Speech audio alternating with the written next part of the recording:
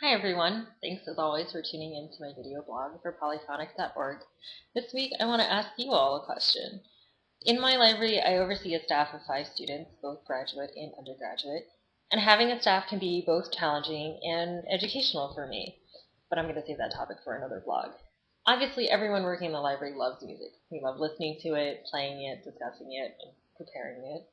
And if the task of the day is something a little routine, such as erasing or making copies, I encourage my staff to put on some music to listen to while they work.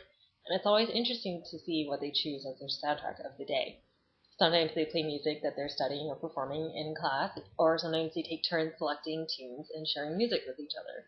Of course, the majority of the selections are classical music, but we also heard a lot of contemporary pop, Disney tunes, jazz, musicals, or classics like Sinatra, Fitzgerald, or the Beatles.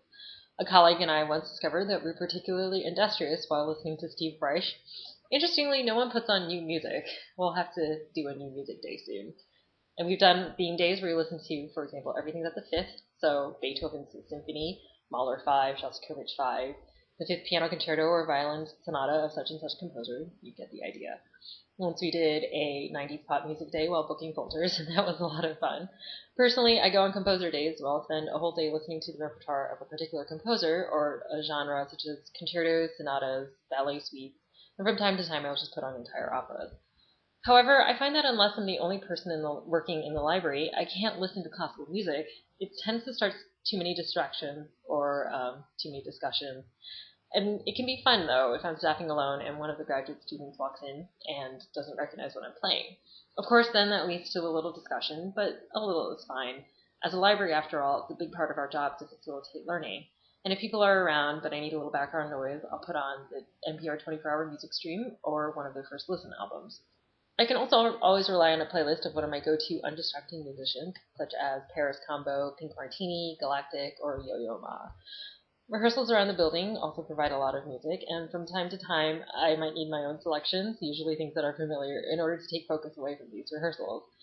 I wonder if allowing the students to listen to music is distracting them from their work, and we're not a perfect library, but we do work on generating the best work possible.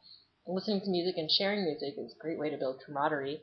Many members of my staff, past and present, and myself included, have played together in ensembles, or will in the future. And listening to music together is just one of multiple ways for my staff to learn to work together. What are things you listen to as you work?